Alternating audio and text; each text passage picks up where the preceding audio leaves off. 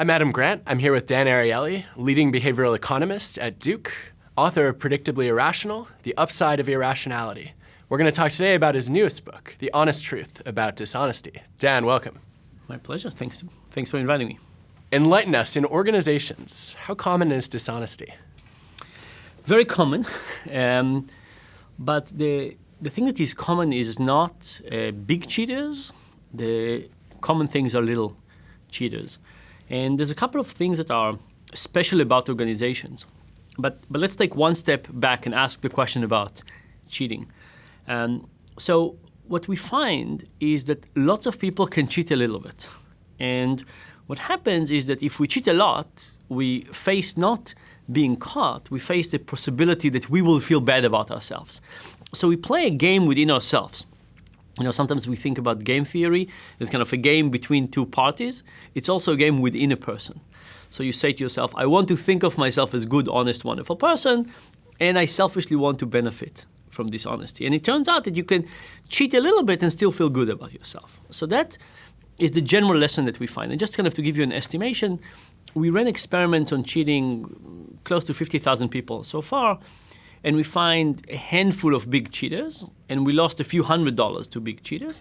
And we found more than 30,000 little cheaters, and we lost tens of thousands, $60,000, $70,000 to the little cheaters. So, we think about the big cheaters, but the reality is that because there are few of them, the economic activity that we need to worry about is all the little cheaters. Okay, so that's the first step. Now, one of the things that happens in organization is that you get to observe bad behavior.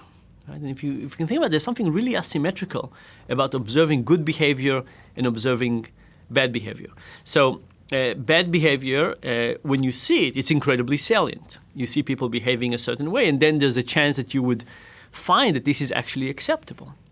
So imagine a consulting company that has a policy that says if you stay until 9 o'clock in the evening, you get to order in dinner and get a black limo to come and pick you up to go home. And some people stay late. And one person stays until 9, orders food, takes it with him. At 9:01, he's downstairs.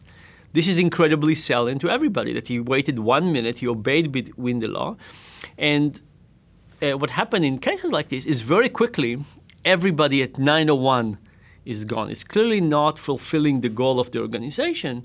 It stays within the rules, but really kind of abusing things. And from there on, you can see other deterioration. So we see things like that happening all the time. And organizations have this challenge of how flexible to make the rules. So I've looked over the last few years at all kinds of code of conduct for different organizations. And I think they're all being put in place with good meaning, but they're so fuzzy. Like, we care about our customers, we have fiduciary responsibility. They're so general that the range of gray zones within them allows good people to really misbehave. By the way, one of the interesting questions is, what is the role of leadership in all of that? And to what extent can a leader change how people in the organization behave from this perspective? And I don't know. Another interesting question is the question of whistleblowers. And I haven't studied whistleblowers. It's very tough. And, the U.S. recently changed the regulation on whistleblowers. So companies are now told to treat whistleblowers nicely. And they also get a bigger share of what the U.S. government recovers in this new legislation. But is this really what's going to happen? And I get lots of emails from whistleblowers. And with one exception, they were all women. And it's not that more women write to me than men. And I think this will sound not nice, but I think that it's easier for women to be whistleblowers because they don't start by being part of the boys' club. And every whistleblower who wrote to me said that they are basically become an outsider to society. And they become an outsider to the people that they betrayed within the organization, but also the regular friends stop trusting them. And it's a really interesting thing, right? So I think of my kids. I have 2 kids, and when one of them come and say, oh, my brother or my sister did this, I said, I want you to solve the problem yourself, right? So even within kids, and I'm sure they might have legitimate concerns, somehow appealing to a higher external authority rather than solving things internally is offensive in terms of kind of how the system is created. So anyway, so I think businesses need to think about what is the code of conduct, how specific versus general it is, how is good behavior and bad behavior transmitted through society, through their organization, and then what do we do with things like whistleblowers? How do we make it acceptable? Because whistleblowers come from time to time, but if they could come in earlier, the organization might save themselves lots of trouble. But by the time everything is waiting so long, it can be devastating. Now, what's interesting about the whistleblowers, actually, is that they're sort of the counterpoint in some ways to the little cheaters, it would seem. Or are they, in fact, the same people? So I don't know if those people who are whistleblowers are kind of pure people. I doubt it. Right? Are they the people who never tell their spouse, honey, you look good in that dress, or something like that, or being socially polite and don't tell white lies? I don't think this is what they are. And I'll tell you something else. I've done lots of discussions with big cheaters, insider trading, accounting fraud, people who've done selling games in the NBA, all kinds of things like that, doping in sports. And with one exception, all of them were stories of slippery slopes. All of them, you look at the sequence of the events, you look at the end, and you say, my goodness, what kind of monster would do this? But then you look at the first step they took, and you say, I can see myself under the right amount of pressure, behaving badly. And then they took another step, another step, another step.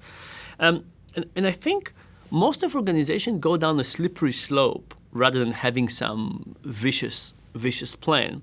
And the question is, at that slippery slope, at what point is it passing a threshold that somebody is saying something is really wrong here? And in some sense, you have to not buy into the mindset of the slippery slope. The question is, how can you actually get there? How can you be an outsider to this? So I think that's probably the benefit. The benefit is probably being an outsider and not buying into this worldview of what's going on. So I'll give you one example. Doping in sports. Think about cycling. I talked to all kinds of cyclists who doped, not Lance Armstrong. And the story is basically, one story was a guy who at some point got an address for a physician from one of his team members. And he went to that physician, somebody with a white coat and a stethoscope, and that person gave him a prescription for the pharmacy. And he went to the pharmacy and he got EPO, which is a drug that increases the production of red blood cells. It's used for cancer treatment. And his insurance paid for it. And because he had a prescription. And he got the injections, and for the first time he injected himself, he was thinking about it. But he said after that, it just became part of his routine. It was just one of the many, many steps he was taking throughout the day. Vitamins, to this, to this, to this. But after he started doing that, then he realized everybody was doing it. And then they started doing it in public.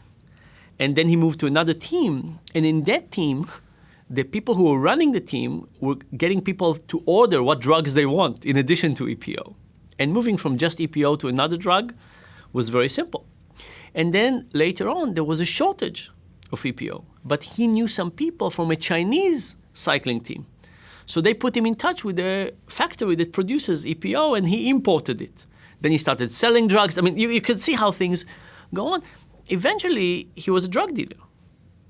But this is not how he started, right? And I think that's the issue. And almost all the people I talked to, again, aside from one, basically looked at the end and said, how did I get there? This is not me. But when you're in it, and if you remember when Lance Armstrong was in Oprah, she asked him, when you were in the middle of things, did you feel you were cheating? Did you feel you were doing something wrong? And he said no. And he sounded like a psychopath when he was saying that. But from everything I know, he was right. He was truthful at that moment. When you're in the midst of it, you're in a very, very different mindset. And in your mind, you're not a psychopath and you're not cheating. You're doing what everybody else is doing. And it's true that you don't talk about it. But that's how things are getting done. Well, that slippery slope, if you think about the idea of starting with a gateway drug and then falling down sort of this ladder of rationalization, if I'm a leader, it makes me think a little bit differently about my role. What I want to be doing is actually studying the cases where people have committed ethical or legal violations, looking backward at where they started, and then defining my code of conduct more clearly about those initial steps. Is that where you would come down? I think exactly, because if you think about that, it means that the first step is incredibly dangerous because it's not just the first step. And usually we say, oh, it's just a small step or it's just the beginning. No, it's not just the beginning. It actually has tremendous ramification, particularly if you think that it's an observable act. So as we were talking earlier, I recently came from a discussion of honor code in the military, the Virginia Military Academy, Navy, and so on. And there's a real trade-off between a person is taking the wrong step. How much do you punish them if you think about that person versus thinking about the organization? And it's a very different story. Actually, you remember at Duke there was this big honor code violation? So maybe 7 years ago there was a big honor code violation at Duke. Lots of the students started the simulation from the same number. So they ended up with the same result, so they knew they were copying from each other. And at the time I was teaching. I was teaching. Just a little bit, yeah, though. Just a little. I was teaching at MIT, and there was a story, I think, in the Wall Street Journal. And I brought the story to the class, and we were talking about the cheating at Duke. And the students said, we do it all the time. Why are you expelling those students? And I think they're probably right. I think that the students, I don't know the case. I was not there at the time, and also it's an honor code, so it's a closed thing. But I suspect that those students did not understand the seriousness of what they were doing. They were probably in a system where people were collaborating for a long time, and there was deterioration. And by creating this harsh punishment and eliminating lots of students and giving them very, very harsh punishment, the students probably got a harsher punishment than they would deserve if you thought of them as individuals.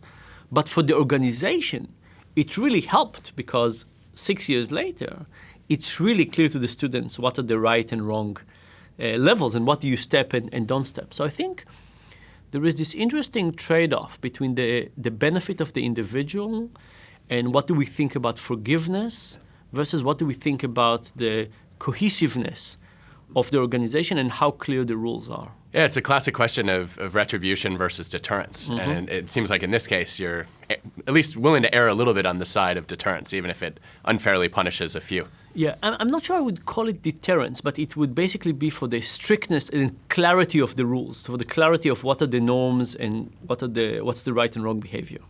Now, this is a little bit frightening if we put together the different pieces of the puzzle that you've constructed. If slippery slopes happen and most people are willing to cheat a little bit, what do you do to prevent people from taking that first step? Yeah, so I think code of conduct are incredibly important for companies, but companies are wrong in how flexible they make these code of conducts look like. So when you have a serious code, it's easier to see if you're on the right or wrong side of it. When you have something that is very fuzzy, it's hard for us to see that we're violating it. So think about something like Alcoholics Anonymous. Right? The rule is very clear, no drinking whatsoever. What would happen if the rule was half a glass a day? Right? We would get very big glasses, you would drink today on account of tomorrow. I mean, there'll be all kinds of trade-offs. And in general, we don't like very clear-cut rules because we understand the exceptions. We understand that we cannot create a good rule. But good rules really help us, and they help us to figure out for ourselves what's good. Dieting, by the way, is the same thing. If you have a clear rule about what you eat and don't eat, it's really easy. If every time you have to ask yourself about another fork, that's really, really hard. So if you think about the human brain as being a rationalization machine that is going to rationalize what's good for us in the short term, not what's good for us in the long term, and not what's good for the organization, rules basically eliminate some of that ability to rationalize. And it's not that it's a panacea, right? Because if you create strict rules, it makes lots of things much more complex, but I think we need those. Let's take a step back. You're obviously widely admired for generating some fairly unusual and unconventional ideas. Mostly I'm admired by my mother and daughter. Those are the most important sources of admiration, I would argue. But where do your ideas come from? So very infrequently from academic papers. Mostly it's from talking to people. Some from reading the news and seeing something interesting, but lots from talking to people and seeing what people are struggling with and what are some of the challenges. And in the last 6 years, I'm also getting lots of emails from people who read stuff that I wrote about and ask me questions. I'll give you one example. I got an email from a woman who told me that she was diagnosed with brain cancer, and she asked me how to tell her kids. So I was a burn patient, and I did studies on how to remove bandages, remove them quickly, remove them slowly, and she made a connection, and she said, should she tell them all at once? She tell them over time.